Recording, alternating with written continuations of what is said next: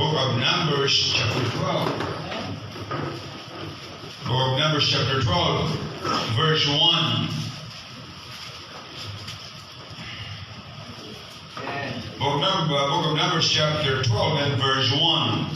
Kung nakuha niyo na po, give me a loud amen. And Miriam and Aaron spake against Moses because of the Ethiopian woman whom he had married. For he had married an Ethiopian woman. Well, salamat po. Salitaan niyo na aming binasa. Patawad po sa iyong mapagkulang at pagkasala. Pagpalain po minsang ito. Ito'y magbigay po sa amin ng pagpapala ng aming buhay ay maging impluensya sa aming budang ito. Na hindi po kami ang na-influensyahan. At dalangin po na yung Panginoon na kayo magbigay po sa amin ng matibay na paninindigan na magkaroon kami ng backbone spiritual at aming pong panindigan ang dapat panindigan sa inyong salita. Just like Job. Panginoon, patawad po sa inyong magkukulang pagkasala sa pangalan ni Jesus. Amen. Thank you and be seated, please. Pag pinag-aralan niyo po ang Book of Numbers from chapter 11, ay makikita po natin dito na sabi ng Biblia, and when the people complained, tandaan po natin na ang ginawa ng Diyos ay iniligtas yung pong mga Israelites from the bondage of Egypt. At tandaan po natin, for them to be freed from the bondage of Egypt, they need to cross the Red Sea. Kaya makikita po natin dito na from the Old Testament, sa Bible, sa New Testament, walang ibang pangalan sa silong ng langit na sukat ikaligtas maliban sa pangalan ng ating Panginoon. Ang Egypt is the picture of hell, the picture of the world. And Pharaoh is the king of Egypt, is the picture of Satan. And then the Red Sea is the picture of the blood of Jesus Christ. And Moses is the picture of the Lord Jesus Christ. Tandaan po natin mga kapatid na yung po ang nais ng Panginoon, dalhin sila from Egypt to the Promised Land. Pero ating makita po rito sa kasaysayan na ang sabi po doon sa chapter 11 and verse 12 and verse 1, ang sabi ng Bible, and when the people complained and displeased the Lord, and the Lord heard it, and his anger was kindled, and the fire of the Lord burned among them, and that consumed them that were in the uttermost part of the camp. And the people cried unto Moses, and when Moses prayed unto the Lord, the fire was quenched. Now, ating makita po rito mga kapatid, pagkatapos na sila po ay makatawid ng Red Sea, they were able to cross the Red Sea. Tandaan po natin, ang protection ng Panginoon ay laging nasa kanyang mga anak. Are you listening? As a nation, as God's people, Israel is the nation of God. Walang anumang bansa ang lalaban sa Israel na magtatagumpay. Pagsakain po yung 27 Arab nation, they are not going, they cannot defeat the Israel because God has a promise to Israel that I will bless them that bless thee and curse them that curse thee. Ang Panginoon may promise sa atin sa local church that even the gates of hell shall not prevail against it. Ang Panginoon may promise sa individual Christian that I will never leave thee nor forsake thee. Pero tandaan po natin, ayon sa kasaysayan sa first chapter 12 and verse 1, and Miriam and Aaron spake against Moses because of the Ethiopian woman whom he had married. Tandaan po natin, ang mga anak ng Diyos, ang dapat maging asawa ay anak din ng Diyos. Yan po nakalagay sa Bible, 2 Corinthians chapter 6 and verse 14. Be ye not unequally together with the unbeliever. Ang design ng Panginoon, kung ikaw lalaki, anak ka ng Diyos, ang maging asawa ay anak ng Diyos. At hindi po dapat basta lang anak ng Diyos, kundi yung anak ng Diyos na nagmamahal sa Panginoon. You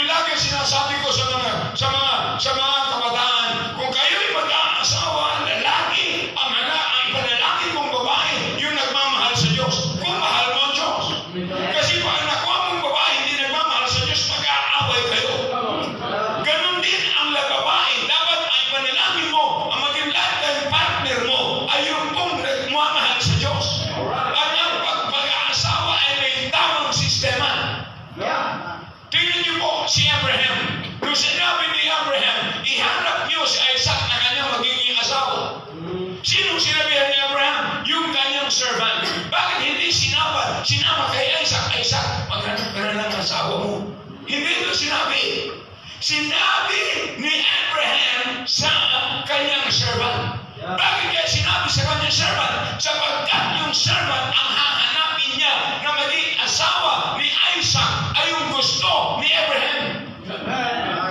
Kasi kung si Isaac ang naghanap, ang hahanapin niya yung gusto niya. Are you listening? Sabi ng Biblia, may panahon sa bawat bagay sa silong ng langit. Sa taas, tandaan natin, ang pag-aasawa lagi mayroong tamang proseso. Katulad ng kaligtasan, hindi tayo mariligtas sa ating sarili. Ganon din po sa pag-aasawa, may tamang proseso. Ang proseso natin ay ang salita ng Diyos. Amen. Hello? Kaya, dito po, ay sabi na, makikita natin po dito, na ang influence ay mahalaga. Can you imagine that Aaron was married to an Ethiopian woman? Influence is very important. Everybody is influenced by somebody. Kumuha ka ng 5 lalaki o 3 lalaki o 3 babae. Kung babae ka, yan ang makakasama mo araw-araw. Sasabihin ko sa iyo kung ano ang future mo. Sapagkat, tell me who influenced you, and I will tell you who you are. Kaya na tayo mga kapatid, bilang mananampalataya, sabi ng Bible, ye are the light of the world. Let your light so shine before men that they may see your good works. We should be the influence. Tayo po ang dapat mag-i-influence sa tao, not to be influenced by the world. Are you listening? Now what Satan is doing, Satan is stripping, going to every local church. Sabi ko nga, Satan now is not infiltrating the church. Satan now is becoming a member of the church. That's why we need to be aware. Nakalulungkot mga kapatid, marami ng pangalan Baptist. Pero ang nasa loob ay hindi Baptist. Ang nasa loob, charismatic. Ang nasa loob ay protestante. If we are Baptist, we are bearing the name Baptist. But tinapay na ay pandesal. Hindi ko ini-expect na ay maging lasang insamada. If we are Baptist, we need to live a Baptist life. Amen. If we are using King James Bible, we should live a King James Bible. Your Bible is King James, but your life is NIV. That should not work. Dapat po tayo, mga kapatid, ay influensyado ng salita ng Panginoon. Whoever influence you will determine what you become. Kaya makita nyo ngayon sa Pilipinas, Pilipino gusto maging Koreano. Wala naman po, pusod-pusod pa. Maraming influence si Vice Ganda. Saka si Boy Abonda. Akala niyo mag-influence sa pamilya niyo? My goodness, why don't you allow the Word of God and the great man of God who live right before God influence your life? The man of God is always in church. You need to be in church. Amen. Let's allow God to influence our life. Amen. Tandaan po natin na itong mga Israelites nito ay maraming mga privileges. God saved them from the bondage of Egypt. God's design for them is to reach the promised land. But because of the influence of Egypt still in them, wala na sila sa Egypt, pero ang gusto nila kaya sila nagko-complain. Ang bihira sa mga Egyptian.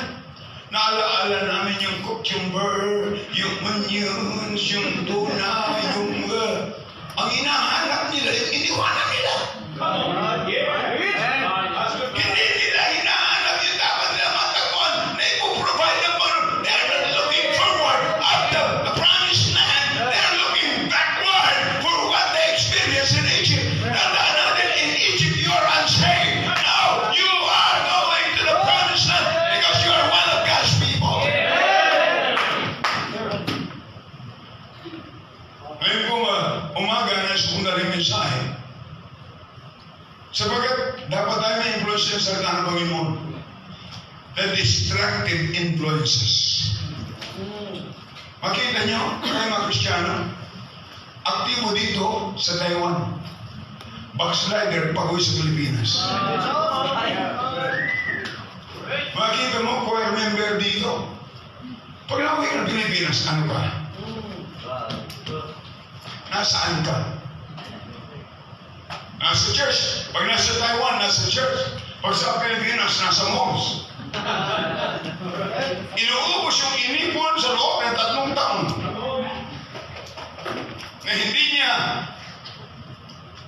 ginawa sir para sa tithes and offering. Ginagastos yung ninakaw niya sa Diyos. Destructive influence. Tandaan natin mga kapatid, itong mga influensyang ito sa mga Egypt, sa mga Israelites, ay hindi dapat mangyari. Pero bakit nangyari? Bakit itong Israel, tandaan natin sana itong influensyang ito sa mga Israelites, huwag din maging influensya sa akin. Paano sila na-influensya ng destructive influence?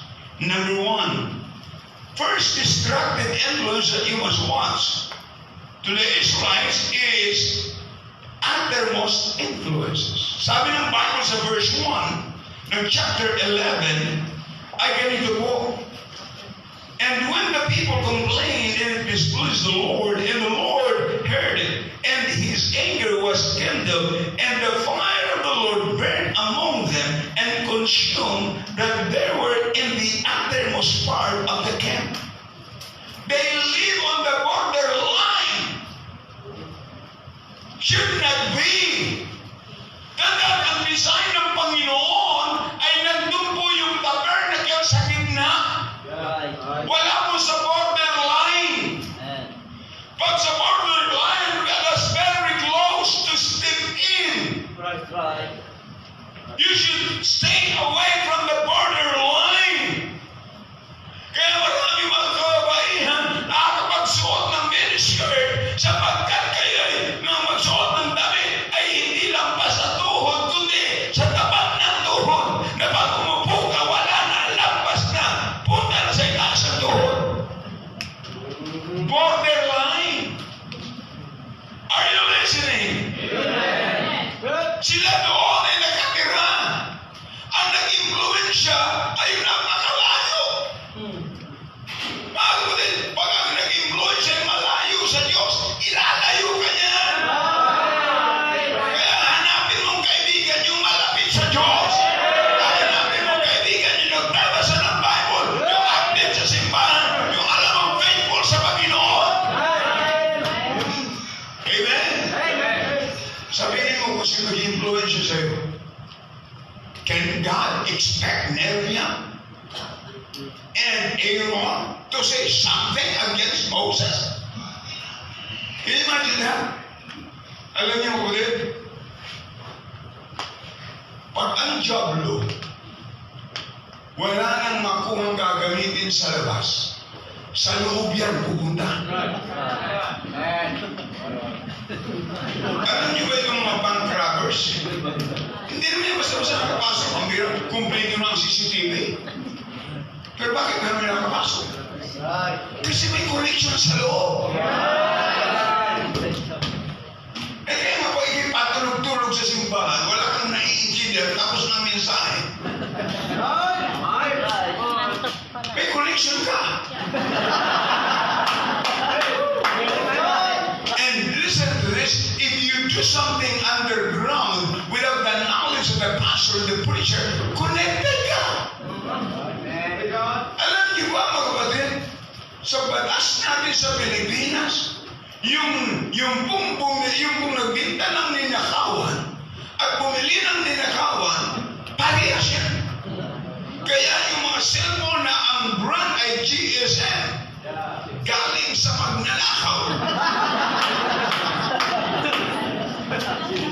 Ayan po yung pinagbabawal ng batas. Na-influensya, kaya gusto natin ng mura. Kasi mga Pilipino tayo mahilig sa mura. Listen to this. When you are fame, God, you always get what you deserve. Amen? Kaya makita nyo, kahit sa pagkain sa Pilipinas, ang ginawa yung tusok-tusok. Di ba? Sausaw, ang tawag nun? Fishball ba yun? Pambira ko, ilan ang nagsausaw doon, kakain, sausaw na naman. Kakausaw na naman. Tapos ikaw ang kapalit.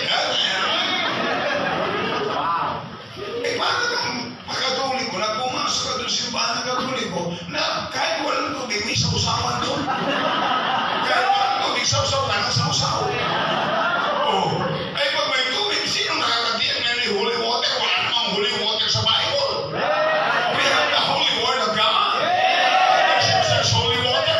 Kaya hindi mo alam, baka yung sinasawsaw mo yung ihi ng madre yun.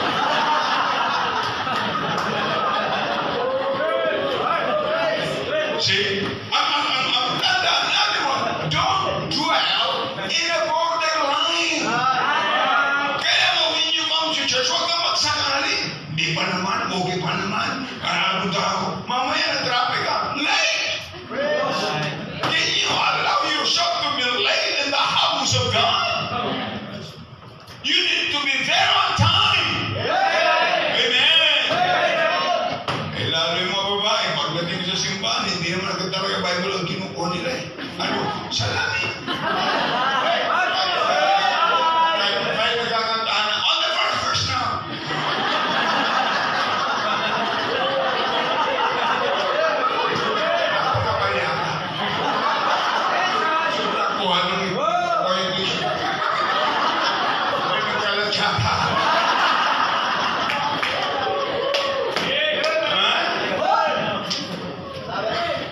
Destructive influence.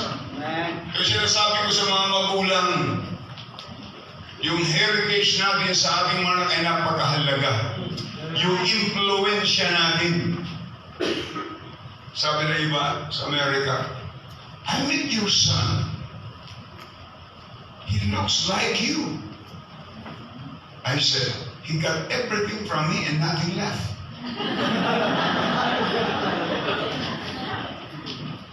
Ang influensya ay mahalaga. Amen? Kaya mahalaga, tingnan niyo po.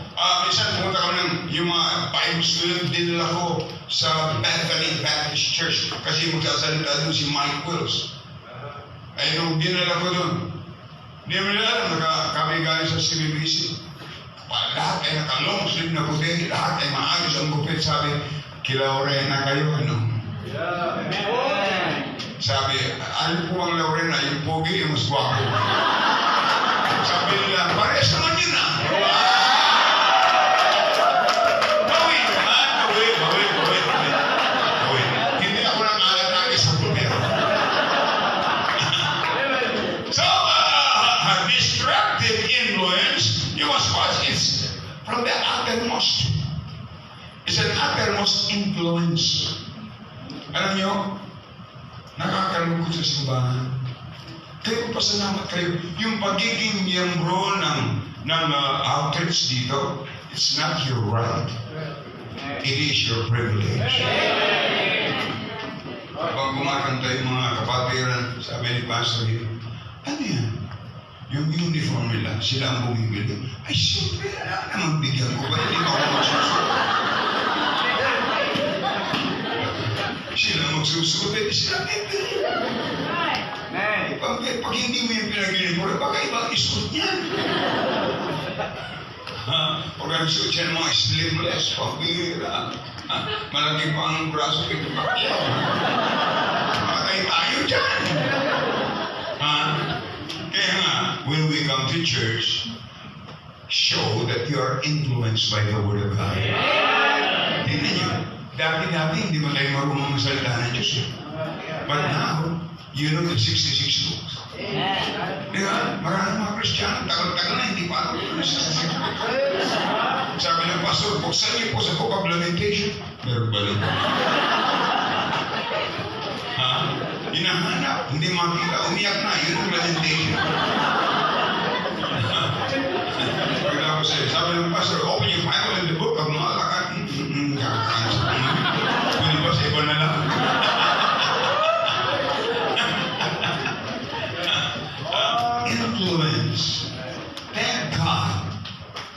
is influence.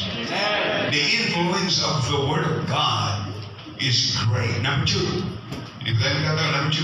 the second destructive influence is mixed influences. The mixed multitude. Yeah. Amen. Mixed multitude. Ang hirap kaya nun. Alam niyo po, hindi ko kaya mag-preach sa isang simbahan. Ang gamit nila ay NIV. Tapos ang dala ko ay KJV. No, ako'y 2000, nung ako'y mag-preach sa Golden Jubilee ng BBF sa Arlington, Texas. Nakapunta kami doon sa simbahan na dati pinagpastura ni Jack Harris sa Mill Road, Texas. Kaalahin mo, pinagpastura niyo ni Jack Harris. Si Jack Harris na nandun ay inabot ng 4,000 ang attendance. Sunday nights, I went there. Wala pa hong 100. And they're using the NIV. Sabi ko doon sa aking host, I am using KJV. Why did you book me here? Well, sabi, hindi niya daw alam na NIV. Ibig ko sabihin, nagbabago na. Bakit? Influential. Si Manny Pacquiao,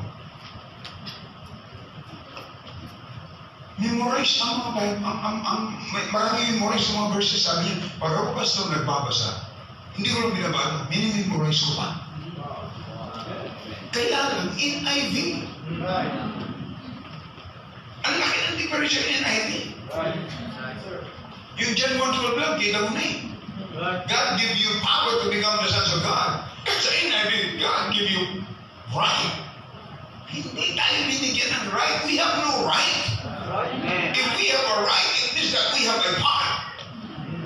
But when we say God give you power, it's all His grace.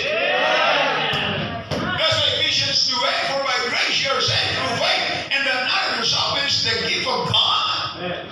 Kaya nga po tayo ay mahigpit na sa ating pagsunod sa Panginoon na pag ikaw ay hindi member ng outreach, you cannot sing in the choir, you cannot stand behind the pulpit and be a part. No! You should be a member. If you are a member of the church and you join the choir, that's not your right, it's your privilege. If you are unfaithful, you have no right, you have no privilege to sing in the choir. If you don't pay your tithes, you are not allowed to sing in the choir.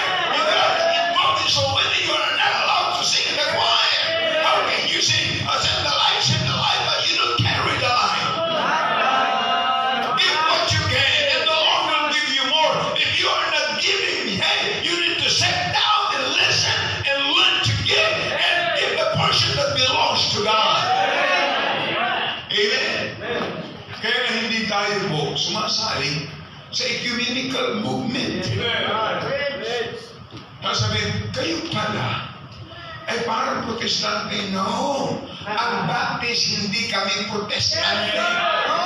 Ang protestante galing sa Katoliko. You trace back, ano sabi ni Pope Paul VI? Protestant is not our enemies. They are our separated brethren. But he cannot say that to the Baptist. Sapagkat bago pa magkaroon ng Catholic, may Baptist na. At kailanman, yung Katoliko lalong hindi nagmula sa Baptist.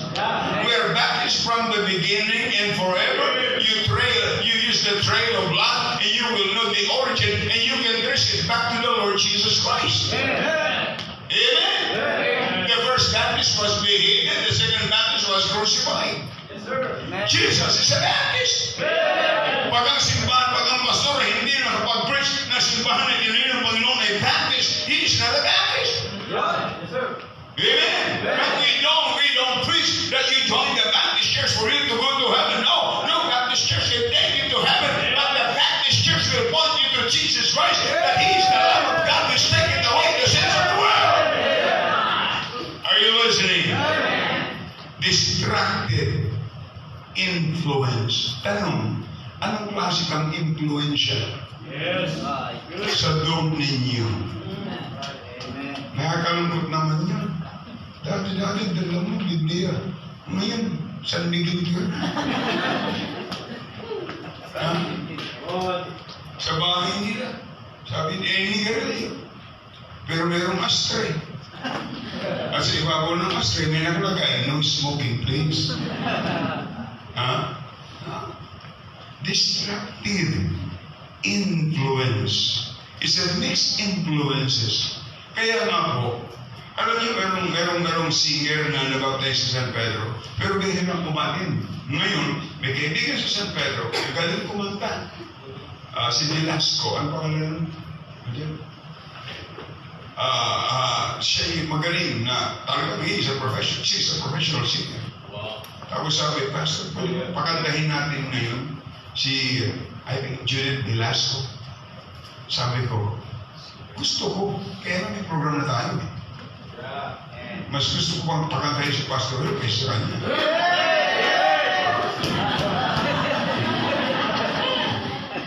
Pero hindi ko pinakanta. Sabi ko, may program na eh. Tingnan niyo. Minsan, Sunday morning, doon pa kami sa old building. May nagpapakanta. Ako, ang instruction ko, kasi ang pumunta sa simbahan, ang iba charismatic. Sabi ko, pag sila ay nagtaasan ng kamay, huwag yung sawayin. Bayaan magkaroon ng kalayaan. Let them enjoy it sa Baptist Church. Hindi sila dapat sawayin. Kamay ang bihira. When the rules of all of you there, taas ang kamay. When the trumpet of the Lord, be no more, and the morning birds eternal bright and fair. Eh nakita siya lang mag-isa.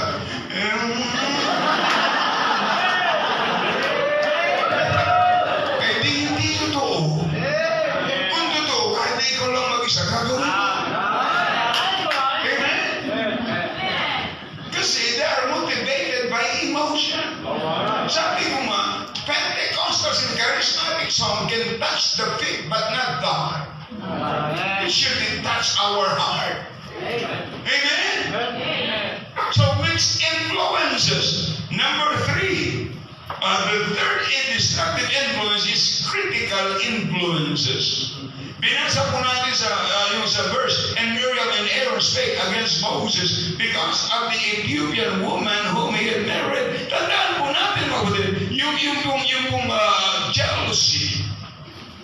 Critical. Kaya po yan, nag-criticize kasi naninibog ho. At sasabihin, una naman ako sa kanya, bakit siyang pinagbigyan ni Brother Jay? Alam mo kapatid, hindi ito sa unahan. Sabi ng Biblia, may nakukunang nahuhuli, nahuhuli. Depende yan sa ugali mo. Yung iyong character towards the ministry. Hindi po yung talent. Kahit na anong galing mong kumanta, kung ang ugali mo ay bulong, ay dapat maupo ka at matuto ka.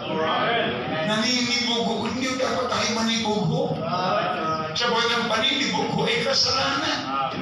Bakit naman pinatuturo yan ni Brother J? Bakit naman kaya pinapayagan ni Pastor? Kaya meron mga sabi, bakit kaya ang tagal ko na dito, bakit hindi ako pinatatayo? Eh, dito kayo ka! Yung pala! Tayo lang, gusto mo maghapon ka sa inyo.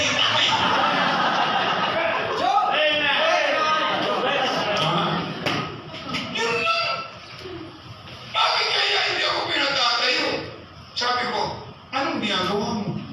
Eh, ako lang ang nagdadrive. Yun ang mag-drive, eh, napakalaking responsibilidad na yun.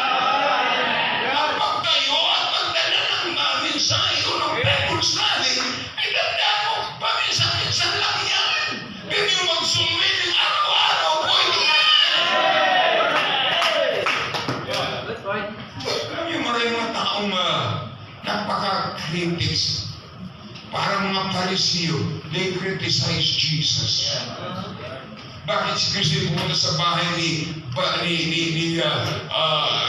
yung manilingal sa Sakio? Bakit siya pumunta doon?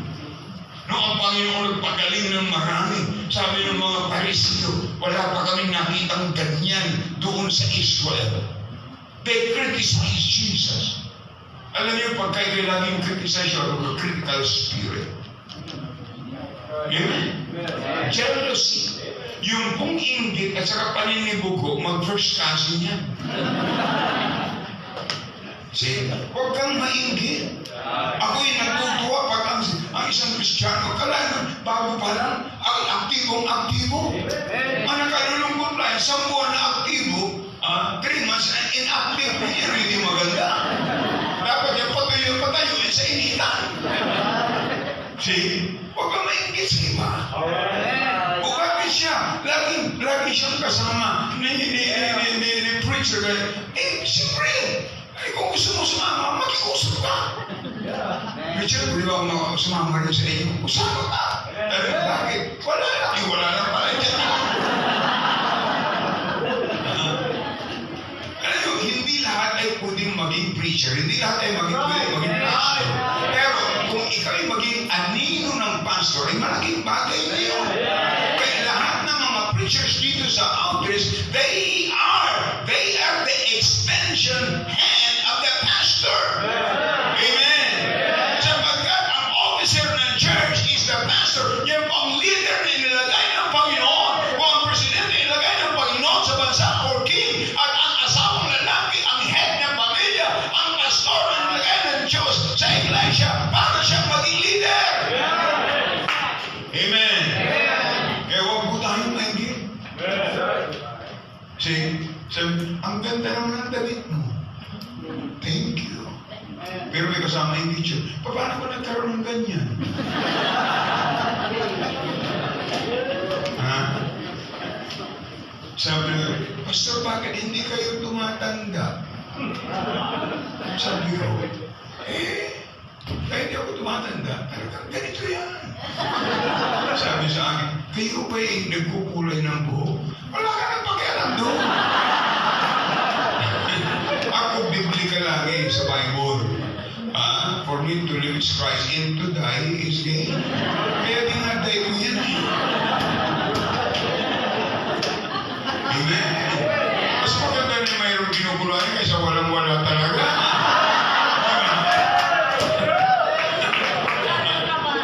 Huwag tayong maiinggit. Amen. Huwag tayong maging critical spirit. At kung ikaw sabi ko, nakaka-encourage mo ng buhay niya. Paano ka napag-involve dyan? Ngayon, alam mo kasama-sama lang kita. Ngayon, nagtuturo ka na. Alam mo kapatid, mayroong pumunta sa Bible College. Ito sila pastorin, sila po yung first batch. At hindi nyo alam kung ano mga pinagdaanan ng mga yan. Alas 4, iniipong nila sa office, nag-preach. Pag hindi nila nagampanan yung responsibility, magsusuot sila ng helmet. At kahit pag siya na-assign mag-preach ng 4 o'clock in the morning, naka-helmet siya. At least kahit na bato, hindi maano. See? Kaya, tingnan nyo paano siya ginagamit ng Panginoon. It's a part of training. Amen. Don't criticize. Huwag tayong mainggit. Yung inggit yan ay kasalanan. Amen. Dapat ma-challenge tayo. Hindi ko malimutan first time na pumunta ko sa First Baptist Church, yung po sa church ni Dr. John Hiles. First time ko nakita in 1987, sinamahan ako ni Dr. Mike Cox. Dinala po ako doon. We traveled for 4 hours. Nakita ko, wala pa yung bagong building. Sabi ko, ang bihira. Saan ka nakakita ang parking ng simbahan? May second floor. Sabi ko, wow. Tapos pinasok ako dun sa building. May guard. Pinasok ko. Lord, I was challenged. Sabi ko, Lord, if you use Jack Hiles here in Hanman, I'm here. Please use me in development. So, naging challenge sa akin. Listen to this. If somebody can serve God, you can serve God too. Amen. Lahat po tayo ay galing from the miry clay of sin. And tayo po, tandaan natin, if you are going to start my life is from the miry clay of sin. And God pulled me out and washed by the blood of Jesus Christ. God can recycle your life. Amen. Yes, Amen. He can. Amen? Amen. Dapat po mga kapatid, huwag tayo maingit, huwag tayo manibugo. If God can use others, God can use you too. Kaya huwag niyo sabihin, kung sino man magsabi sa inyo na hindi ka gagamitin ng Panginoon, yan ay boses na galing sa impyerno. God can use you. Alam niyo, may mga bagay na yung ginagawa mo, hindi nakikita ng preacher, hindi nakikita ng pastor. Pero kita ng Diyos. Hindi ka ilalagay ng Panginoon sa isang simbahan na walang purpose. Tingnan niyo. Kaya ang simbahan niya tulad ng Paul sa 1 Corinthians, inihalin tulad sa katawan natin. Kamay, paa, ay si. Tingnan niyo. Kung tayo walang kilay, ano ba ang sura natin? Kapangit kaya? O, ang iba naman kasi mga bata lang, Panginoon, mali yata yung lagay mo.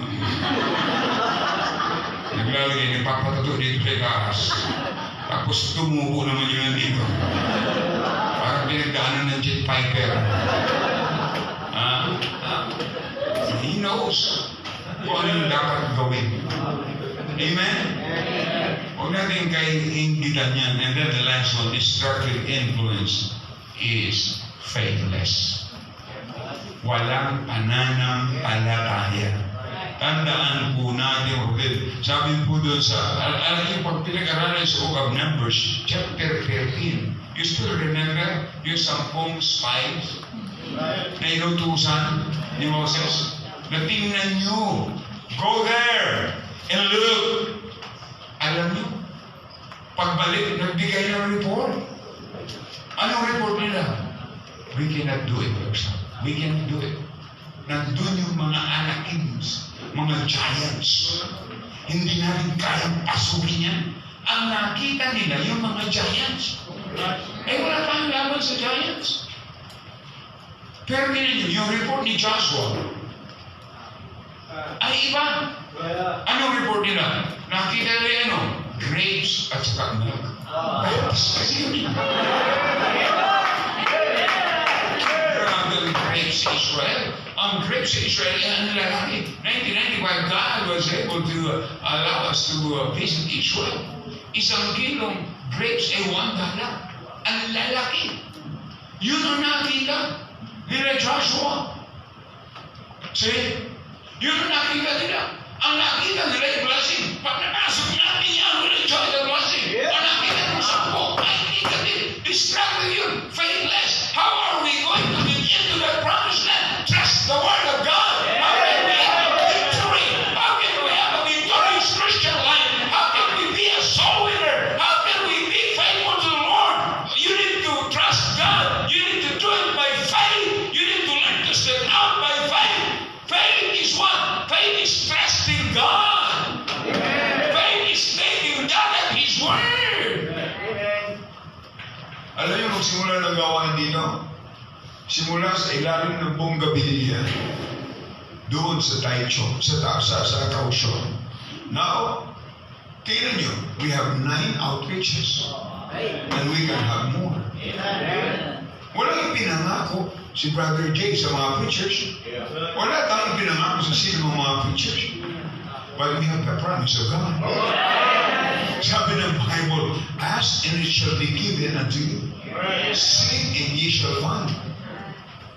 Amen? Seek and ye shall find. Ask and it shall be given unto you. Knock and it shall be open unto you. Yan yung kumplito ng pangako ng Diyos. Pag ang Diyos ang nangako, siguradong gagawin niya. And look what God did and what God is going to do more. Amen? Look at the word in Thailand. Si Brother Dylan, first service, 12. Ngayon, ang nag-occupy ng malaking kwarto po doon, wala na yung Pentecostals. Sino nag-occupy? Baptist. Sana lagay nyo ng signboard, conquered by. Amen?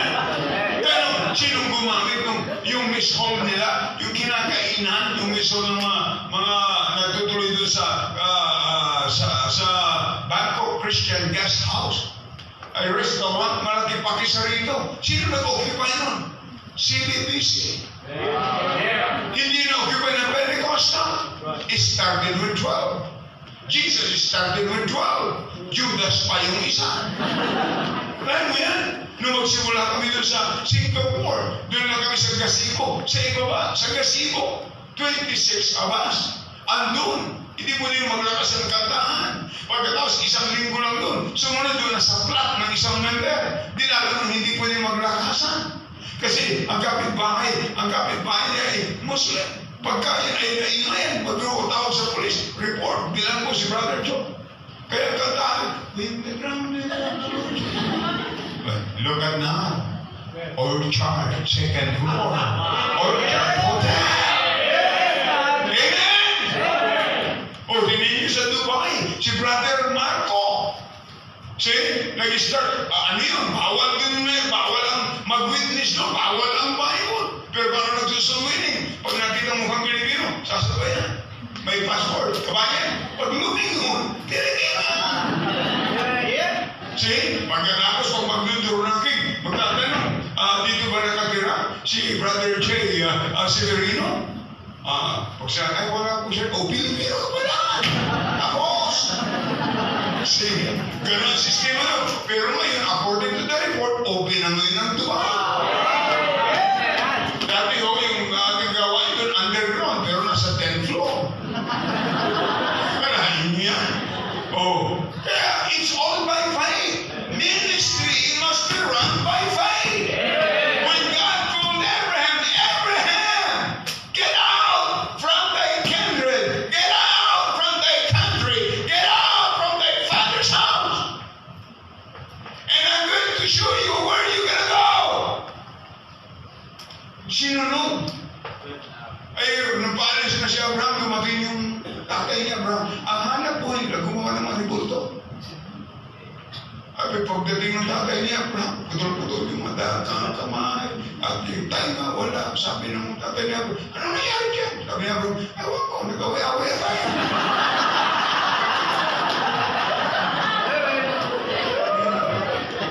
Get out! At sabi ng parang, I will bless thee. I will bless thee. And you will be a blessing to all nations. I will make thy name great. Amen. Tingnan nyo, kahit saan may gawain, ang ama natin sa pananampalataya ay si Abraham. Amen. Amen! Amen. Kapatid, alam niyo yung faith natin, pananampalataya natin, dapat lumalago eh. Kaya, kung ikaw ay 5 taon ng Kristiyano, nung nasave ka, ang pananampalataya mo ay little faith. Dapat nag-grow yan.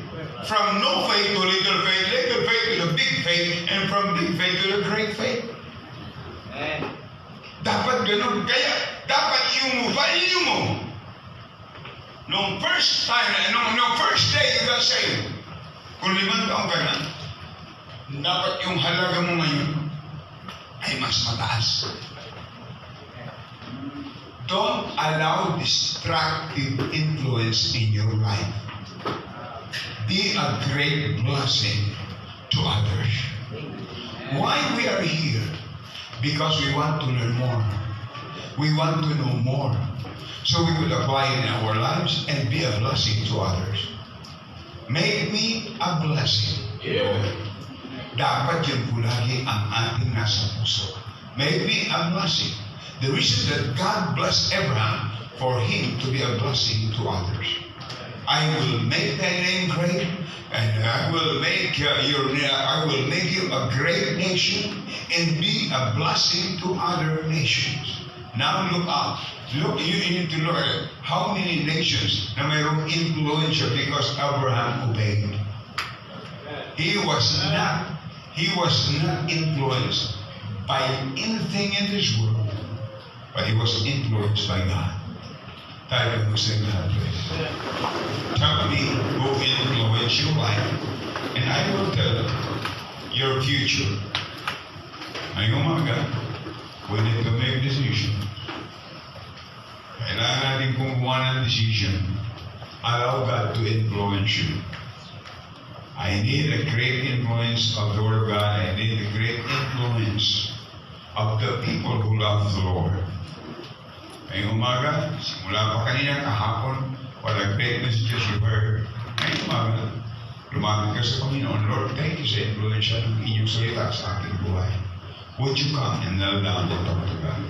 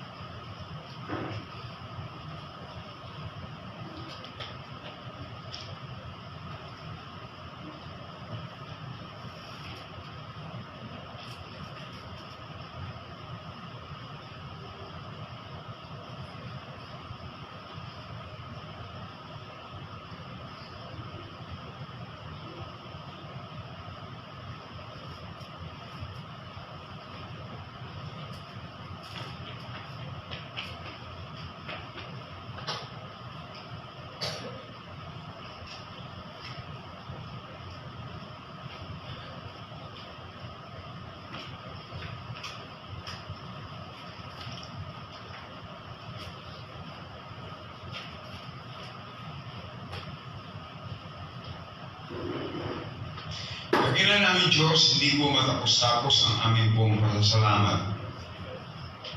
At hindi namin kayang i-express by word para namin kayo pasalamatan. Salamat po sa lahat ng bagay na ginawa niyo po sa aming buhay habang kami naririto sa Taiwan. Salamat sa mga kapatiran na naririto. Dalangin po namin na sa aming pasamantala pagwahiwalay, uuwi kami sa kanya-kanyang dormitory. Ang taglay namin ay ang pagpapala na binigay niyo po sa conference nito. Panginoon, dadalahin ko po, huwag niyong payagan na mga anak niyo ma-influensya ng sanlibutan. Kundi sila'y mamuhay ng nahihiba, hiwalay sa mga pita ng sanlibutan. At yun din, Panginoon, aking dadalahin. Ang kailangan namin influensya lagi ay ang inyong salita. Bless niyo po ang outreach sa Kaohsiung. Dito po sa Tainan, sa Tansi, sa Tungay, sa Wusi, sa Erlin, at ganyan Panginoon sa Senju, sa Chongli. At ganyan Panginoon aking dadalangin na patuloy pang gamitin ang bawat outreach na makapag-produce pa ng maraming mga outreaches to reach the Filipinos and the nationals of Taiwan. Patawad po sa inyong mga kasalanan. Ito po ang aming dalangin sa pangalan ni Jesus. Amen. Thank you. And all the people said, Amen. Amen. Amen. Amen. At hindi ko na po alam ang pagkatapos na ang gagawin, pero palagay ko ay may kainan at may kakainin. Pero pag-pray po natin ang ating service sa bawat outreach sa linggo. No. Ang program po ay ito. Ang program po ay ito, sa linggo ho, na umaga, ako ay nasa Kaohsiung. Tapos si Pastor Hill ay nasa Chongli. Pastor Milton ay nasa Senju. Tapos sa hapon, yung mga taga-Taichung ay pumunta sa Senju. Ano po? At kasi po, mayroong mahalagang bagay na dapat gampanan. How I wish I could stay in the afternoon, pero maunawaan niyo kung bakit. Huwag niyo, huwag kong isipin. At sabi nga ni Mark Arthur, I shall return. Alam niyo ba na I love Taiwan's ministry. I love Taiwan's work.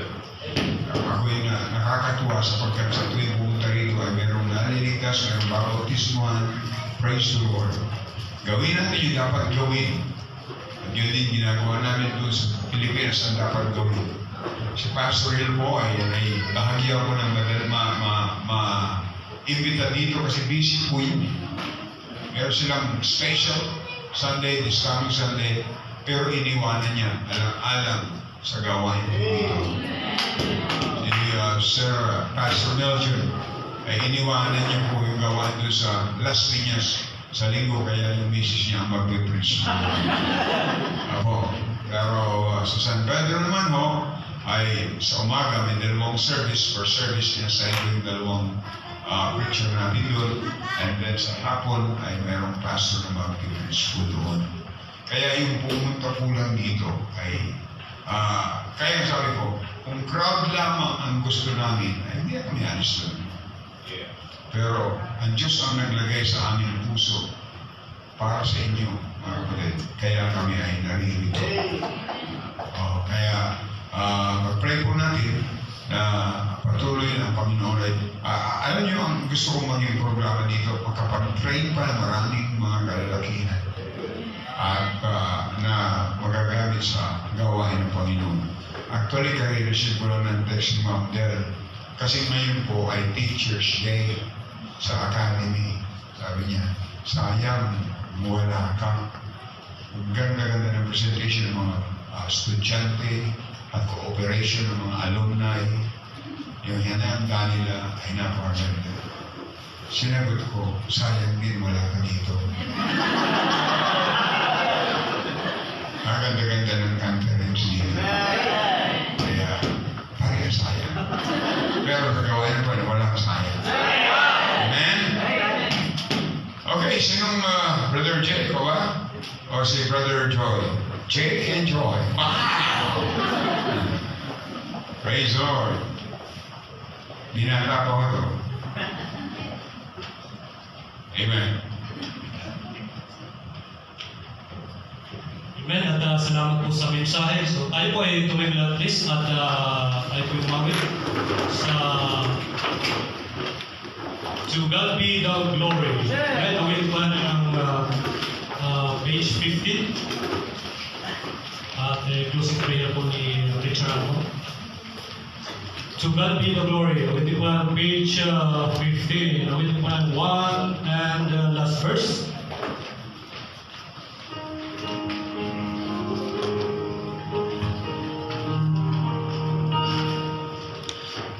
To God be the glory. Read it out, sing.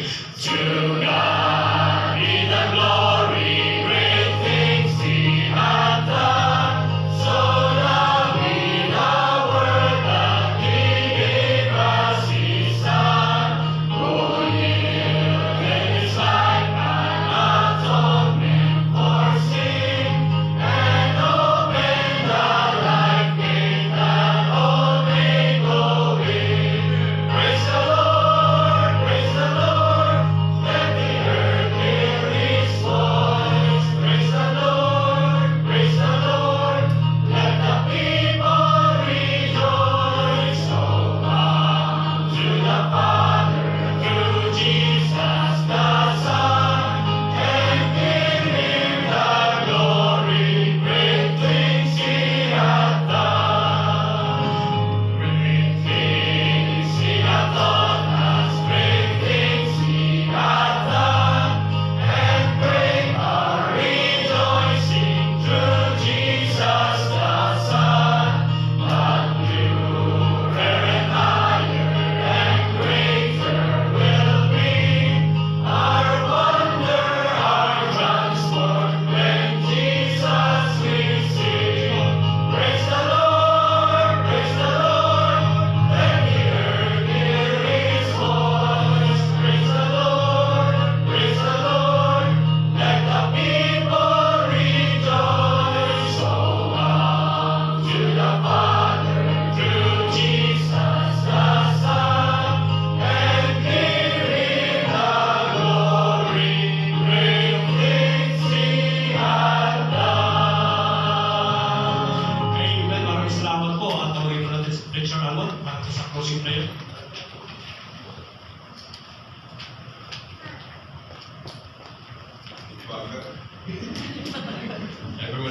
Dakilang Diyos, maraming salamat po Panginoon sa matagumpay na part po ng Ministry Development Conference dito Panginoon sa Tainan. Salamat po Panginoon sa mga pastors na ginamit nyo. Truly, we don't deserve anything from your word, but you are a gracious God na patuloy nagbibigay sa amin ng inyong salita at mga mensahero niyo pong ginagamit. And I pray, O God, na naman pong natutunan namin for the 2-day conference dito, Panginoon. I pray, O God, na ito pinadali namin sa kanya-kanyang outreaches, i-apply. At sa ganun, Panginoon, di kami magiging burden sa ministry, sa outreach namin pinamibilangan, kundi kami, Panginoon, maging tulong to the extent ng ability namin, pero pagkakalat niyo po sa amin, ay magamit po namin sa inyo, Panginoon. Mag-apply po kami ng pagsamot ng pag-iwahalay, kailangan niyo po ang pagkain na ang kakainin, may kalasan po namin katawan. Tawa sa aming pagkulang sa mga Jesus. Amen. Amen. At picture taking na lang po. So dito po lahat, ladies and